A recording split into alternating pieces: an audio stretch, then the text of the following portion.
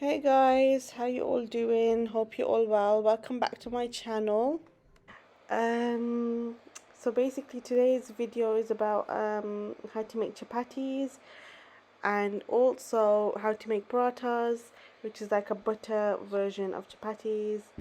I hope you enjoy this video, and if you haven't already, please subscribe to my channel and let's get started. Okay guys, for this video I'm just going to be doing a voiceover. So anyway, for this recipe you're just going to need flour and water. So I've got some flour here in a bowl. I'm going to add water to it, and then I'm going to start mixing using my hand. Yeah, you just want to mix until you get like it's like a dough like consistency. Um, yeah, so you just want to keep mixing. I haven't added anything else to it, no salt or anything. It's just flour and water, and I'm just going to keep adding water to the flour until I get the right texture.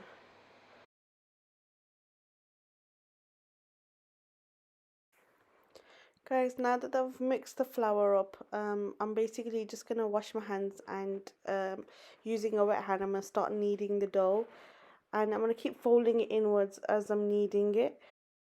I'm just going to keep wetting my hand and kneading the dough so that the flour don't stick to my hands. Right guys, I've got some dry chapati flour here, and then I've got my dough which has been mixed. Then I've got a rolling pin. Now basically you just want to dip your hand and coat your hand with the dry flour, and then grab some of the dough. Then you want to dip the dough into the dry flour. Yep, you want to dip the dough into the dry flour, and then you want to kind of fold it inwards using the tips of your hand as well as the palm. So just the way I'm showing you now, that's what you want to do, and then roll it into a ball. Now dip that into the dry flour and make sure that all the sides and everything is coated with the dry flour. And then you want to push down the sides using your thumb, your index finger, and the palm.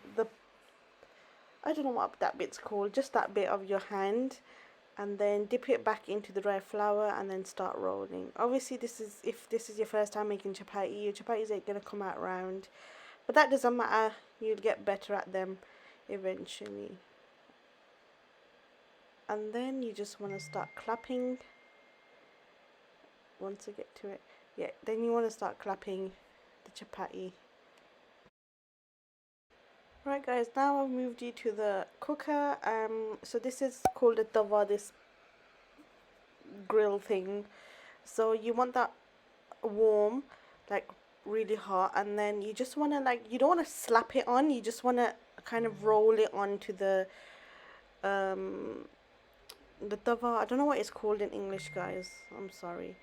Anyways, yeah, so you just want to let it cook from one side. It's going to go slightly brown. It's going to start darkening in color, and then you're going to want to turn it around. Obviously you can use tongs and stuff, but I just prefer to use my hands. So once it gets to like this, you want to turn it over, and then you just want to keep on turning it over until it's fully cooked from both sides, and you'll be able to tell once it's fully cooked when the bubbles start rising, and it gets, you'll see.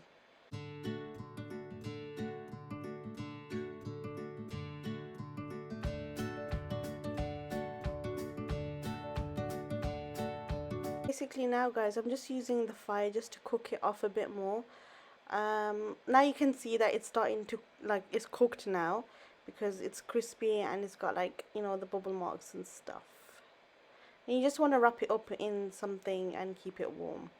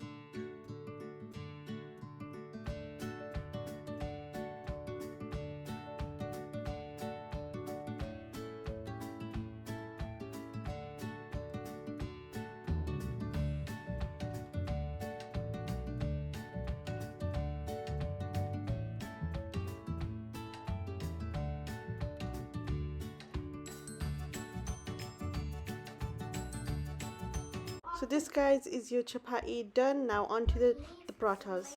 Okay, guys, the flour, the dough has been resting for about overnight in the fridge. So this is the second day. So I'm just going to start the process of making parathas. So you want to coat your hands again with dry flour. Then grab some of the dough. Okay, now you want to dip the dough into the dry flour. Okay, now that you've got your flour, you want to just spread out the dough a bit using your fingertips, and then you want to get some butter and you just want to put it onto the dough. Just press it down onto the dough, just like that.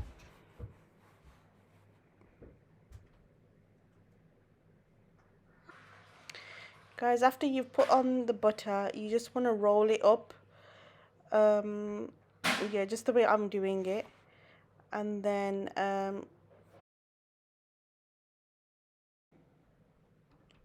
so guys, after you've rolled it up, okay, once it's rolled up, you just want to dip one end into the flour and push it down to flatten it out, and then you just want to twist it in to itself the way I'm doing here. Twist and just push in, and then until you kind of get to like yeah, kind of like that, and then you just want to press it into the dry flour on both ends. Yeah, just like that. And then basically you just want to coat the whole thing with dry flour again, just the way we did with the chapati. And yeah, and then pretty much it's the same from then on. Then you're just gonna flatten the sides. You're gonna flatten the sides again, that part of your thumb and that part of your palm, and you're just gonna flatten the sides again.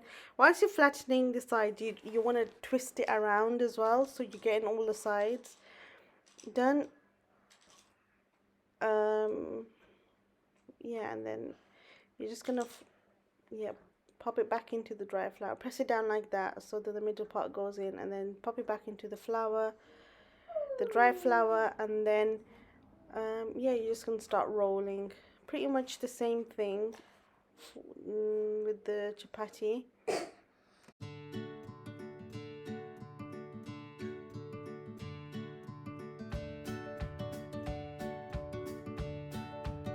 Right, now back to the cooker again. Basically just put the end to the end and just roll it kind of on like that. So yeah, put one end to the end of the pan of the tawa, and then just yeah, put it on like that. You don't want to slap it on or anything. Yeah, and then you just want to put some butter onto the pan. Okay, there's me demonstrating how you would want to put the chapati onto the thingy, onto the pan thing. Anyways, so you just want to get some butter. You're gonna get butter, and you're just gonna kind of just put it onto the chapati the way I'm doing it now. And you want to do that on both sides. So once you flip it over, you want to do that on the other side as well.